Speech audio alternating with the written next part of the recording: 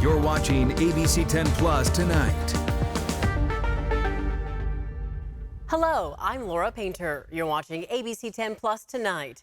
We're learning more about the school shooting in Butte County that left 2 young students hurt and a suspect dead. And in dollars and cents, we look at ways to keep your holiday spending in check. ABC10 Plus Tonight starts right now.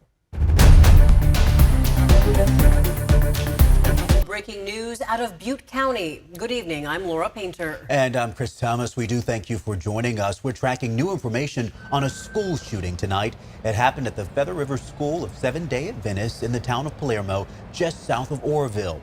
ABC 10's Roxanne Elias is live from the scene tonight. Roxanne, tell us, what are you learning now from investigators?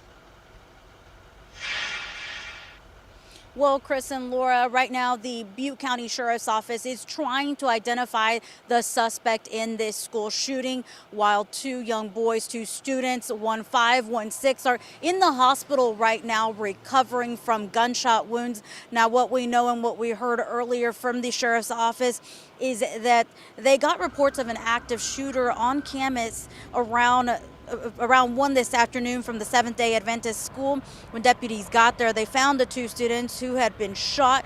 Both were young boys, 5 and 6 years old. They also found a man who was dead from what appeared to be a self-inflicted gunshot wound.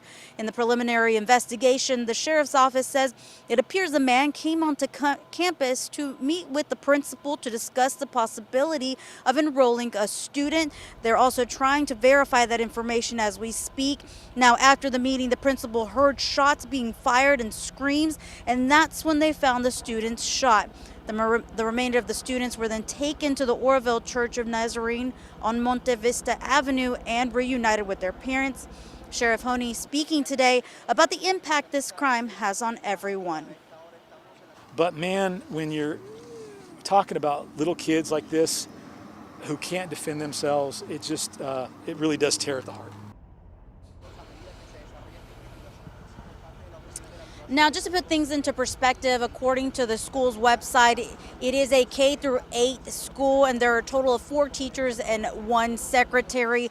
Earlier, we were also told that Sheriff Honey says that the suspect was dropped off at the school by someone in a gray 4-door sedan. They're asking the driver of that sedan to contact the sheriff's office. They're also asking anyone out there who may know this suspect to reach out to law enforcement and let them know if you know this individual.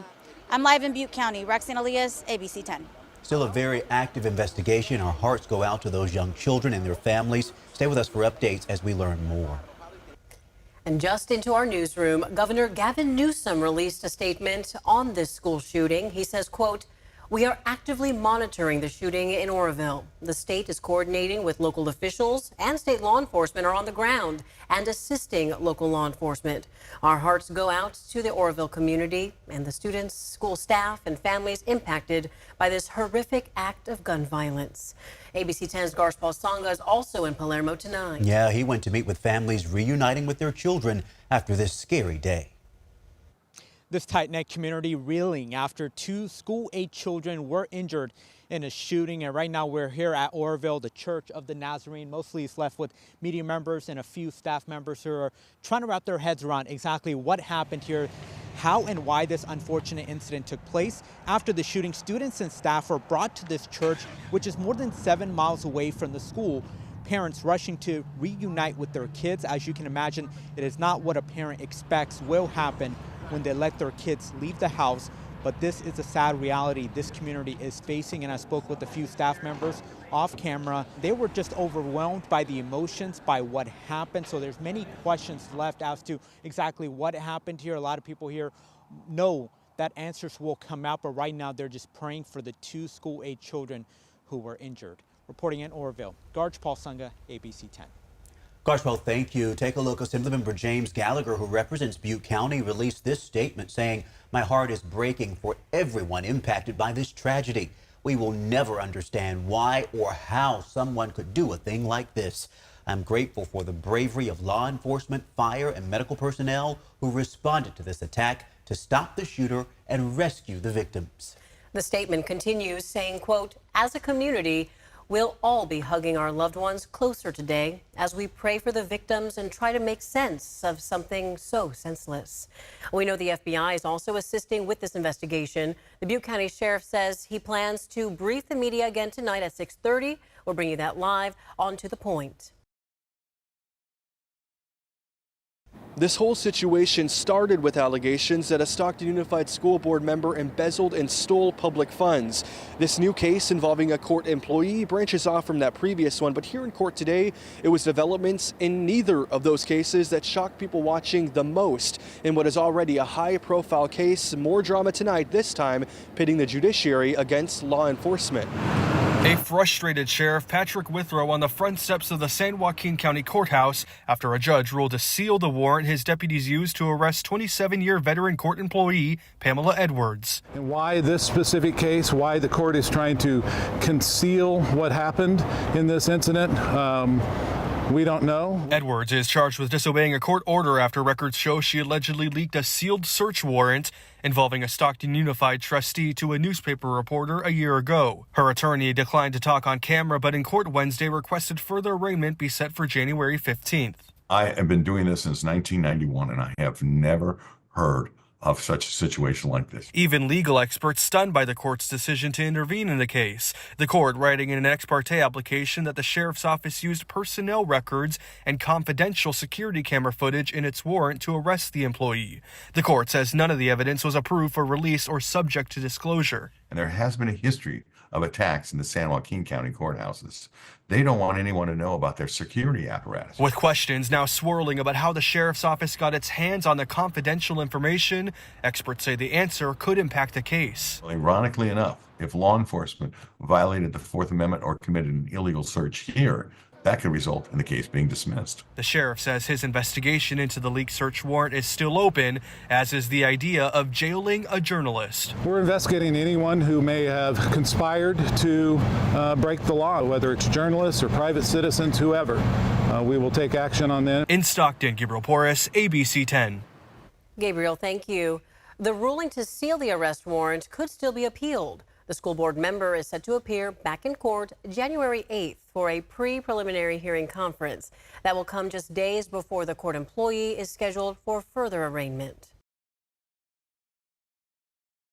Tonight, in Your Voice, Your Vote, the final outstanding U.S. House race in the country has been called and is one we've been watching very closely. Take a look in the tight race for Congressional District 13, making up 5 counties from Fresno to Stanislaus. Democrat Adam Gray beat Republican John Duarte by 187 votes, flipping the seat. Tonight, Gray is expressing his gratitude, talking one-on-one with ABC 10's Jeannie Nguyen. Becca, both Adam Gray and John Duarte campaigned on similar issues, including water and agriculture. Gray tells me tonight he's looking forward to continuing to work with Duarte regardless of the results of this race. Grateful to the voters for supporting me and looking forward to getting to work. Nearly a month after Election Day, Democrat Adam Gray will become the newest congressional representative of District 13, covering 5 counties from Fresno to Stanislaus. Gray flipped the seat by a mere 187 votes over his opponent and incumbent, Republican John Duarte. In 2022, Gray lost the same race against Duarte, who won by 564 votes. I've been through this process before. My focus throughout the last few weeks has simply been to make sure every vote gets counted. This rematch was expected to be a close call. Political analyst Steve Swat says this was an important race for the Democratic Party. Democrats were hoping to flip as many as 3, 4, 5 seats, and they actually did flip 3 seats, not only the Duarte seat, but one in Orange County, also one in northern Los Angeles County. Republicans won 220 House seats this election, with Democrats holding 215 seats. Swat believes Gray's biggest challenges will be getting things done. He has said he is willing to reach across the aisle to work with Republicans. He said he did that when he was a member of the state legislature. He will have to do that on some nonpartisan issues to get anything done. Both Duarte and Gray campaigned on similar issues, including agriculture and water resources to farm workers in their district. Gray says he'll continue to fight for water access to the communities in the valley. Duarte did not respond to ABC 10's request for interview, but he told the Turlock Journal, quote, "That's how it goes," adding he'll consider public service in different forms, including running for Congress again. I did ask Adam Gray his thoughts on immigration with the Trump administration threatening mass deportations. Now, Gray tells me immigrants are the backbone of the agriculture industry in his district. He says he has ideas around immigration reform and believes working together in a bipartisan fashion can improve the lives of the people in his district. Becca? Jeannie, thank you. Let's turn to your weather now. Monica is tracking deja vu. We also have to talk about the air quality, though, right, Monica? Because that's the other issue of concern. Yeah, and it's all about people using fireplaces, wood-burning stoves in an effort to stay warm in these cold mornings. But unfortunately, with this stagnant air pattern, there's not a whole lot of movement with that air quality. And so we have all of that smoke sitting very close to the surface. Plus, we've got the hazy skies with the fog forming as well. Satellite and radar showing a few clouds moving in off the coast. That is going to give us a little bit of a disruption in this rather stagnant weather pattern. We've got this weather system that's moving to the north of us. So we're going to see more in the way of patchy low clouds and fog right along the coast and towards the delta. We'll still see hazy skies throughout the valley, but we did see a little bit of improvement right along that I-80 line for our air quality. Right now in the Big Mountain backyard, we have hazy skies with generally clear conditions. Temperatures in the 50s. Our sunset was at 4:45. Tahoe right now at 37, and again, clear skies. Our visibility still looking pretty favorable at this point. We will see some of that deteriorate for tonight with areas of fog developing overnight tonight through the morning commute. It hangs on until about 9 to 10 a.m. Temperatures falling into the 40s. That's how we start off tomorrow morning. And we'll warm those conditions once again into the 60s. We'll see 60s by 2 p.m. and that's pretty much where we stay, right around the low 60s through the early afternoon. By the evening, we start to clear things out once again, and then we start to see that fog forming. Now, there's a lot going on in the Pacific to watch. It certainly looks promising for bringing in any of the rain. The Climate Prediction Center is saying we're going to stay in a likely warmer weather pattern, but towards the middle and end of December, we start to see a likely wetter setup, potentially. I want to show you two different weather models. One, the GFS, that's showing a pretty progressive weather pattern shift here with rain developing through the valley, snow for this year. And now we look at the European model. Look at that. It's completely dry by the time we get into next Friday and Saturday. It's certainly something to watch. Little early to tell on the confidence level, which remains on the lower side, but we'll be watching it. Highs near 50 tomorrow for the Sierra, 60s for the foothills. Across the coast, we're looking at areas of fog for tomorrow. Highs in the low 60s, inland areas, mid 60s, and we'll see areas of fog develop all the way through the delta.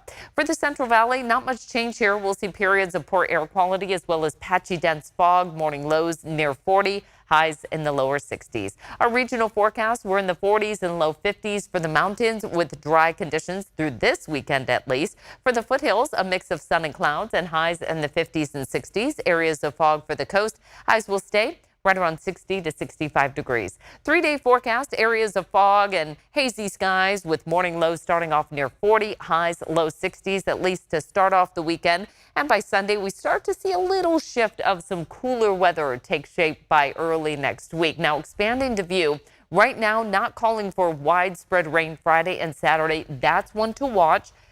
Different weather models saying different things, but it could start off a shift to a wetter weather pattern. So enjoy this time while we can, huh, Monica? Yes, get in all those errands that you need to get done. Oh, I like that. This is perfect shopping weather. Today marks 3 weeks till Christmas. So get on it, everybody. Check your list. You've been warned. Yes. Monica, thank you. In tonight's Dollars and Cents, making a list and checking it twice can go a long way in keeping your holiday spending in line. A local financial coach I talked with says it starts with looking at your calendar. What are the things I really have to do, and what are the things I really want to do? It's December, and the holidays are in full swing. Many of you have places to be, food to buy, and gifts to give. But Sacramento-based financial coach Maureen Paley says it's not too late to look at what you have planned and where your money fits in. There might be something on your list this year that you're saying, Oh boy, I feel like I should do that, but I don't really want to. So I would actually recommend pay attention to that. Paley also suggests splitting the cost of transportation. Try carpooling or getting a Lyft or Uber with another person heading to the same area as you. For example, if you're visiting family a few hours away, or if you need to get to the airport, see if a friend or coworker is also heading that way to help share the cost of that drive. A lot of times when we can work with someone else on the cost of things, it feels a lot better for our budgets and our pocketbooks. Keep in mind, choosing convenience will likely cost you. For those days when you're just tired of cooking and want to eat out or get delivery, Paley says you can stick to your budget by planning ahead. Take a look at the money coming in and try to put some aside for those days when you're like, I just need to choose convenience. And the thing is oftentimes when we choose convenience, that means there's extra money involved. Paley also recommends talking with your friends and family about setting a price limit for gift giving, or host a potluck where everyone brings one dish instead of one person bearing the cost of the whole meal. Now, the conversation doesn't end here. Remember, your money questions have answers. You can find all my Dollars and Cents stories streaming now on ABC10 Plus. The app is free and available on Roku, Amazon Fire TV, and Apple TV. You can also email me your questions at lpainter@abc10.com. Our state's attorney general is reaffirming more protections for Californians. On Monday, AG Rob Bonta vowed to protect reproductive rights, and today Bonta doubled down on the state's protections for immigrants. He says it's in response to the incoming Trump administration's threats of mass deportations. The reality is immigrants are the backbone of our nation. Speaking from a San Francisco public library, California Attorney General Rob Bonta vowed to enforce California law, which limits state and local participation in federal immigration enforcement activities, especially in public institutions. This includes libraries like the one we're in today, as well as California college and university campuses, healthcare facilities, shelters, labor agencies, K-12 public schools, and courthouses. This is laid out in Senate Bill 54, signed into law by then Governor Jerry Brown back in 2017. It's known as the California Values Act, or the State Sanctuary Law, authored by then Senate President Pro Tem Kevin De Leon. They can't commandeer local police officers to be an extension of the Trump deportation machine. That, of course, was during the first Trump administration. Bonta says he's getting ready for round two as President-elect Trump threatens mass deportations of undocumented immigrants. He's been loud and clear about that. SB 54 has been controversial. Then President Trump and U.S. Attorney General Jeff Sessions sued California over it in 2018. A federal judge siding with California threw out the lawsuit. The law restricts how much local and state law enforcement can work with ICE and puts limits on how much information can be shared with the feds. Proponents argue it makes communities safer, saying in part it helps alleviate deportation fears if an undocumented immigrant witnesses or is the victim of a crime and wants to report it. Critics say it makes communities less safe. After an undocumented immigrant killed Newman Police Corporal Ranil Singh back in late 2018, then Stanislaus County Sheriff Adam Christensen argued SB 54 played a role since the shooter had 2 previous DUI arrests. Law enforcement would have been prohibited from sharing any information with ICE about this criminal gang member. Bonta says he expects all sheriffs and DAs to follow the law, and he will take legal action if they don't. SB 54 does not and cannot prevent ICE and Homeland Security from performing their duties within the state, and ICE agents are still allowed to enter prisons and jails and access information about a detainee's release date. Is Drunk Driving Prevention Month. It comes during the holiday season where the roads tend to be the busiest. ABC10's Marcus Allen is in Roseville with more. Hey, Mark.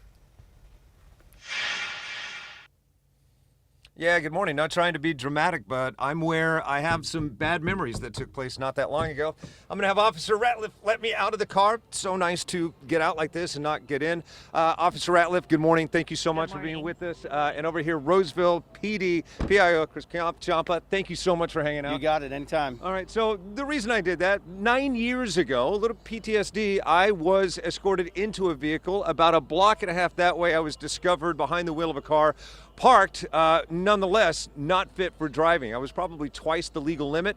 I vowed on that day to do what I could for the community that day and every day thereafter to remind people, don't drink and drive. It's never been easier not to, however, people still do it.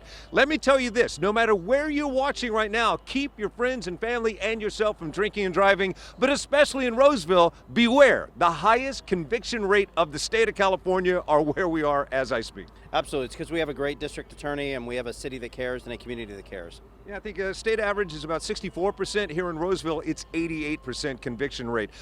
You probably have to go to court. In fact, just yesterday you were in court. If you arrest someone for DUI, you are going to appear in that courtroom to make sure that they get what they have coming. Absolutely, yes. And also, I stand by that. Look, there were people, and I'm sure maybe people watching right now that called and said, oh man, they threw the book at you, you got a bad rap. No, it changed my life for the better. It reminded me that you are arrogant if you get behind the wheel of a car and you've been drinking, and just don't do it. Sadly, not that long ago, you were at a fatality, DUI related. How does it make you feel? What goes through your head when you see people do this repeatedly?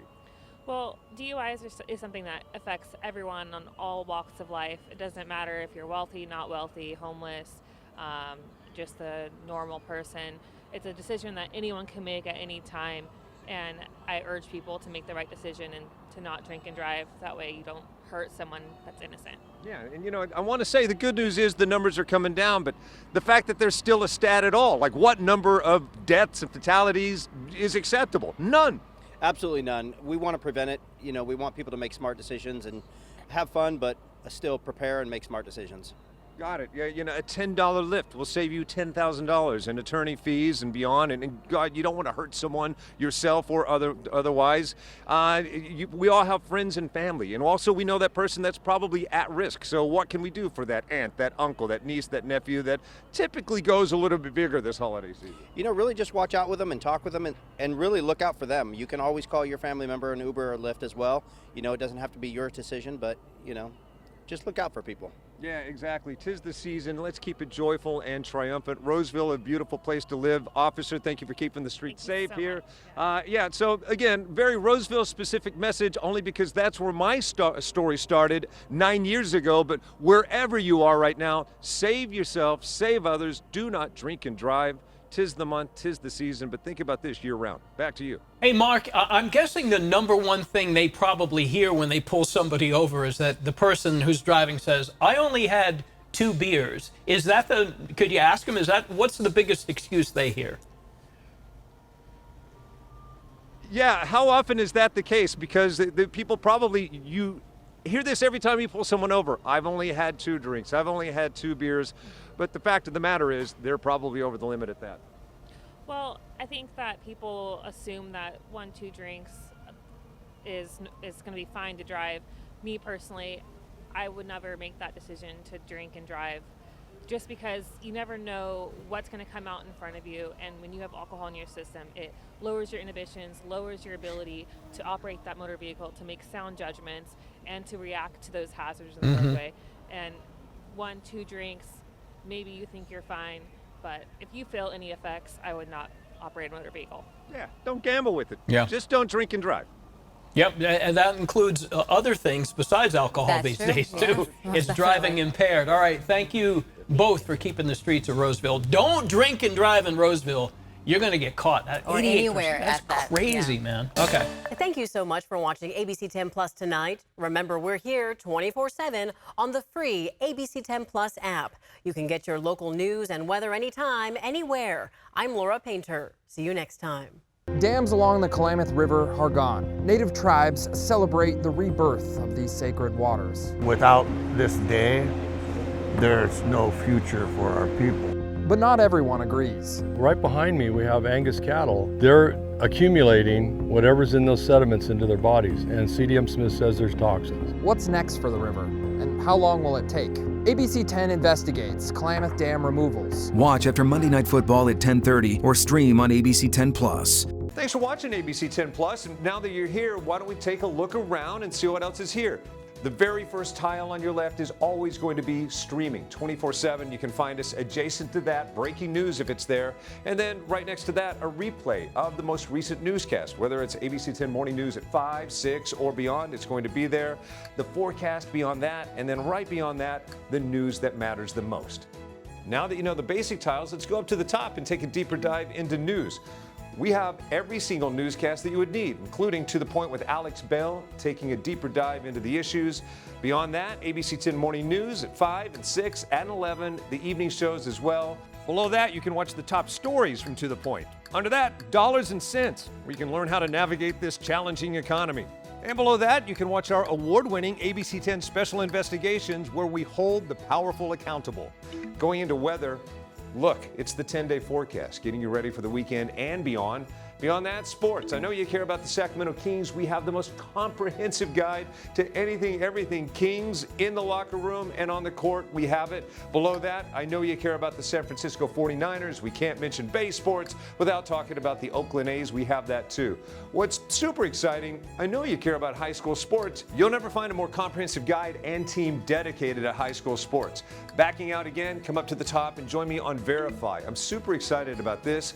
Our experts are checking the facts, verifying the truth for you. Jump up now to shows. Very excited about this. Oh, look, it's Take a Look. This is my show. I love movies, and if you love movies or streaming shows, whether it's on screens this big, or this big, it's Take a Look. Recently went behind the scenes, sat down with Lady Gaga and Joaquin Phoenix to talk about Joker 2. I love the movie, and oh, I just heard you shout you hate the movie. Jump in, we talk about it on this show. Other shows, Bartell's Backroads, go up and down the state of California, tank of gas getaways, one fuel cell getaway, like places like the Toy Museum. This is what kids did before they had screens. Over here, the Moaning Caverns of Calaveras County, one of the most coveted caves in all of California. You know, watching this show, I discovered there's a cave that could fit the entire Statue of Liberty in your own backyard. You'll find about that and more with Bartell's Backroads. Down below that, To the Point. It is one of my favorite newscasts because they talk about news with Alex Bell the way you talk about news. It's conversational, but in-depth at the same time. Below that, Your California Life. Love this show. Whether it's entertainment, food, beverage, lifestyle, it's there. Desiree Shepherd hosts and does an amazing job. So there you have it. It's ABC 10 Plus, the app. What do you need? We heard you and we got it. Thanks for watching. Thanks for streaming. Hey, Bob, here's dinner. Thank you. Is it good? Yeah. Good. Why are you not eating, Dad? I had a really big lunch, a dinosaur-sized lunch. I knew. Yeah, and I'm not hungry. No parent should have to choose who gets to eat. Go to abc10.com/standagainsthunger and make a donation today.